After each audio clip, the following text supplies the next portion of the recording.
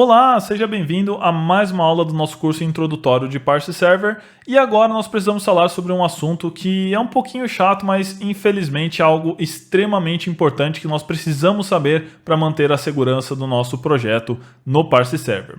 Então você deve ter reparado que os comandos que a gente utilizou até agora, eles foram, digamos que de certa forma, muito potentes, né? Eu consegui listar todos os produtos aqui do meu projeto, eu consegui deletar um produto, eu consegui atualizar os dados de um produto. Então imagine o que um usuário mal intencionado conseguiria fazer. Ele conseguiria pegar um produto e colocar por 1 centavo para ele realizar a compra. Ou ele poderia deletar todos os produtos, ou ele poderia, não sei, listar todos os dados dos usuários. Olha só que interessante. Se eu vier aqui e solicitar todos os dados aqui do usuário para ele ler todos esses dados, eu consigo fazer essa leitura. Imagina o vazamento de dado que isso daria, a encrenca que isso daria. Então esse é um detalhe muito importante que você deve tomar bastante cuidado. Como que nós podemos resolver isso? Como que nós podemos melhorar isso? Nós temos dois recursos principais de segurança aqui dentro do Parse Server. Nós temos o ACL, que está até oculto aqui, ó, ACL, que é Access Control List. Então nós temos aqui o ACL e nós temos o CLP, o Class Level Permission. O ACL, ele regula o nível de acesso de cada um dos objetos da nossa classe. O CLP, ele regula o nível de acesso da nossa classe como um todo. O que isso significa? Se eu vier aqui num produto, por exemplo, no iPhone 13, e trocar o ACL dele e falar que agora eu não consigo mais ler e nem escrever publicamente, olha só o que vai acontecer. Se eu vier aqui no Insônia e buscar os produtos, ó, listar os produtos, olha só, ele não vai aparecer mais o iPhone 13. Então olha só, apareceu o iPad Air, apareceu o teclado Logitech e apareceu o monitor 4K, mas eu não conseguir ler esse meu produto iPhone 13. Se eu vier aqui e falar que qualquer um pode ler, olha só, e eu executar de novo, o que vai acontecer é que agora apareceu o iPhone 13 para mim. Mas eu mantive a escrita desabilitada. Então o que vai acontecer? Se eu vier aqui, pegar o meu iPhone 13, o ID do iPhone 13, e pedir para atualizar ele, olha só o que vai acontecer. Ele vai dar um 404. Por quê? Porque eu não tenho a permissão de escrita nesse meu objeto. Se eu tentar deletar ele, a mesma coisa. Se eu vier aqui, colocar o ID dele, enviar, eu também não consigo deletar o objeto porque a escrita pública dele está desabilitada. Então eu consigo fazer alguns controles aqui de quem consegue ler e escrever esse objeto. Inclusive eu consigo fazer esse controle por usuário. Então vamos supor, se eu pegar o ID desse meu usuário aqui, ó, username, e pegar o ID dele, copio aqui na verdade o ID, cadê o ID? Aqui está o ID. Se eu vier aqui em produto, deixa eu fechar as outras abas aqui, se eu vier aqui em produto e colocar o ID do usuário, olha só, eu consigo controlar a permissão de leitura e escrita desse usuário específico. Então eu estou falando que qualquer pessoa publicamente não pode ler nem escrever, mas esse usuário pode ler, ou esse usuário pode escrever, ou esse usuário pode fazer os dois, por exemplo. E eu consigo fazer esse controle por usuário ou até mesmo por role, que é algo que a gente diz que role é como se fosse uma função. Então eu posso ter uma função administrador, posso ter uma função vendedor, posso ter uma função cliente ou uma função comprador, e eu consigo fazer esse controle por função também. Então eu posso falar que qualquer administrador pode ler e escrever. Legal? E aí envolveria a gente criar algumas funções, tal, mas algo que a gente não vai entrar em detalhes no momento. Legal? Então o ACL aqui a gente controla o nível de acesso de cada um dos objetos da nossa classe. E nós temos também o CLP, o Class Level Permission, onde eu controlo a minha classe como um todo. Se eu vier aqui no meu CLP e desabilitar todas as permissões públicas e salvar, agora não importa qual seja o ACL aqui, todos os itens aqui da minha classe, eles são protegidos. Olha só, apareceu Protected aqui em cima. Se eu vier aqui tentar listar os produtos, olha só o que vai acontecer. Ele vai falar permissão negada para ação encontrar na classe produto. Se eu tentar buscar os dados de um produto específico, ó, permissão negada. Se eu tentar deletar um produto, ó, permissão negada. Então, se eu venho aqui no CLP e tiro todas as permissões, agora eu não consigo publicamente fazer mais nada aqui na minha tabela. Inclusive eu posso utilizar algumas configurações avançadas, então eu posso colocar aqui digamos que uma permissão mais granular para cada tipo de pessoa. E aqui eu também posso utilizar por usuário, por função, posso pegar aqui os usuários que estão autenticados, eu tenho como deixar aqui a minha autenticação, a minha segurança bem granular. Mas tem um porém. Na minha opinião e na opinião de vários desenvolvedores que utilizam o Parse Server, utilizar esse tipo de segurança normalmente se torna muito complicado. É muito complicado você manter o ACL correto, você manter o CLP correto, e se por acaso você cometer algum erro no ACL ou no CLP, qualquer pessoa mal intencionada pode causar um estrago no seu aplicativo. Você pode ter vazamento de dados, alguém pode apagar todos os dados, então dá para fazer a maior bagunça. Então, apesar de ser totalmente possível você controlar através do ACL e do CLP, você deve controlar tomando o maior cuidado possível. E se você cometer algum erro, isso vai causar um problema.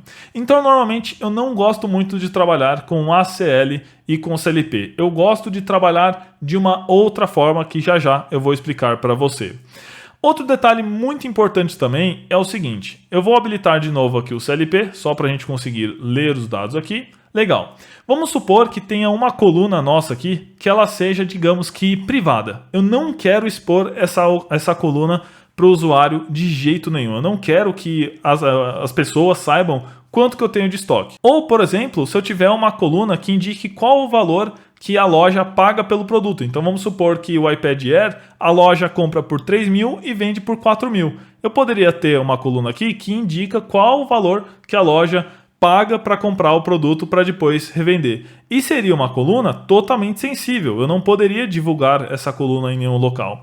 E a gente viu que quando a gente lê aqui através do Insomnia, quando a gente lê através de uma REST API, por exemplo, listar os produtos, ele traz todos os itens aqui que eu tenho dos produtos. Ok? Então ele traz estoque, ele traz se está vendendo ou não, ele traz a data de criação, a data de atualização, ele traz um monte de dado aqui que às vezes eu não gostaria de ter, eu não gostaria de expor esse dado, eu gostaria de deixar esse dado 100% seguro aqui na minha tabela, somente para uso interno. E dessa forma aqui, utilizando a REST API, da forma que a gente está utilizando, não tem como a gente esconder alguns campos quando a gente traz os resultados. Até tem como a gente vir aqui e passar alguns parâmetros que indiquem para ele não trazer alguns dados. Mas, se uma pessoa mal intencionada não colocar esses parâmetros, o que obviamente ela vai fazer, ela vai ter acesso a todos os dados aqui da nossa classe. Então isso não é muito legal. Eu não gosto muito de utilizar a REST API diretamente igual a gente está fazendo até agora. Dá para utilizar? Dá para utilizar. Mas é complexo e é muito fácil você cometer algum erro aqui no ACL e no CLP e acabar expondo algum dado sensível. Então eu gosto de utilizar uma outra técnica e para demonstrar essa técnica eu vou fazer um desenho e eu já volto. Então estamos de volta aqui no nosso desenhozinho tosco que nós vimos lá na primeira aula. E agora vamos entender um pouco da metodologia que nós vamos utilizar para deixar, digamos que, o nosso back-end bem mais flexível e bem mais seguro. Então como que nós vamos fazer? Atualmente, qualquer requisição que um aplicativo faça, que um site faça no nosso back-end, no nosso Parse Server, ele vai fazer diretamente nas tabelas do Parse Server. Então ele vai conseguir ler a tabela por completo, vai conseguir adicionar um dado na tabela, vai conseguir deletar um dado na tabela. Apesar das formas que nós temos para proteger essa tabela de algum acesso, de alguma leitura, de uma escrita não autorizada, é bem fácil da gente cometer algum erro nessa segurança e deixar algum usuário mal intencionado acabar tendo acesso aos nossos dados. Então eu não gosto de ter esse acesso direto aqui no nosso banco de dados, que atualmente nós estamos tendo. Então qualquer um pode fazer uma requisição direto no banco de dados. Então o que nós vamos fazer? Nós vamos trocar isso. Nós vamos colocar uma camada, digamos que de proteção aqui em volta do nosso servidor. Então eu vou colocar aqui, digamos que nossa camada de proteção em volta do servidor. Legal. O que eu vou fazer agora? Eu vou colocar uma caixinha aqui no meio. Então vou colocar aqui uma caixinha. E essa caixinha é o que nós chamamos de Cloud Code. Então são códigos que rodam diretamente ali no servidor. Essa Cloud Code aqui, ela vai poder tranquilamente fazer requisições e escritas diretamente aqui no nosso servidor, diretamente na nossa tabela. Legal? Só que o que vai acontecer é o seguinte, agora o nosso aplicativo ele não consegue mais se comunicar direto aqui com o servidor. Ele não consegue mais fazer essa comunicação direta. Agora ele só consegue se comunicar direto com essa caixinha verde. O que vai acontecer? Nessa caixinha verde, a gente vai fazer todas as verificações de segurança, a gente vai remover todas as colunas que são sensíveis e nós vamos entregar somente os dados que importam e os dados que o usuário pode acessar. Então, por exemplo, quando esse usuário aqui, desse celular, ele buscar a minha lista de produtos, essa minha caixinha verde vai vir aqui na minha tabela e vai falar, opa, me traz a lista de produtos aí. Essa lista de produtos, ela vai vir com a coluna ali, por exemplo, do estoque, ou a coluna ali do preço de compra. O que essa caixinha verde vai fazer? Ela vai remover essas duas colunas que são sensíveis e vai repassar o dado que realmente o usuário pode ter acesso. Se por acaso esse usuário aqui ele tentar acessar os dados de um outro usuário, essa caixinha verde vai falar não, você não pode fazer isso. E aí esse meu aplicativo não vai ter acesso a um dado que ele não pode ter acesso. Então eu estou criando uma camada no meio aqui que vai literalmente proteger todos os dados que eu tenho daqui para trás. Então tudo que estiver na minha tabela sempre vai passar primeiro por essa caixinha que eu coloquei em verde aqui, para depois ser redirecionado aqui para os nossos aplicativos. Dessa forma, a gente ganha flexibilidade, porque nós conseguimos construir códigos muito mais flexíveis, a gente consegue colocar regras de negócio do lado do servidor, a gente consegue filtrar dados para trazer somente os dados necessários e importantes aqui para o celular, a gente consegue fazer várias e várias coisas e utilizando uma sintaxe muito mais simples do que a sintaxe ali da REST API. Então, aqui nessa caixinha verde, a gente vai conseguir fazer filtros de maneira simples, vamos poder criar ponteiros de maneira simples. Se a gente for dar uma olhada aqui na documentação do REST API, você vai ver que para a gente realizar queries não é algo nada fácil. Olha só, é uma nomenclatura meio confusa aqui, não é muito simples. Mas utilizando a nossa caixinha verde, nós vamos conseguir fazer essas queries, fazer esses filtros de uma maneira muito mais fácil, de uma maneira muito mais intuitiva. Por isso que essa caixinha verde, que é o Cloud Code, ela é tão importante. Essa caixinha verde ela vai rodar códigos em JavaScript e aí nós vamos fazer chamadas nesse código JavaScript. Esse código JavaScript vai fazer a chamada no nosso parse server, que fica diretamente no mesmo servidor, então é extremamente rápido. O parse server vai retornar os dados da chamada, o bloquinho verde vai filtrar esses dados e vai retornar os dados de volta aqui para o celular. Então, novamente, a caixinha verde ela vai dar muito mais flexibilidade e segurança para o nosso back-end. Legal? Então, sabendo disso, chega o momento da gente começar a criar essa caixinha verde. Então, nós temos que instalar a CLI no nosso computador, nós temos que fazer um deploy, nós temos que conhecer mais alguns conceitos e tudo isso nós vamos ver nas próximas aulas.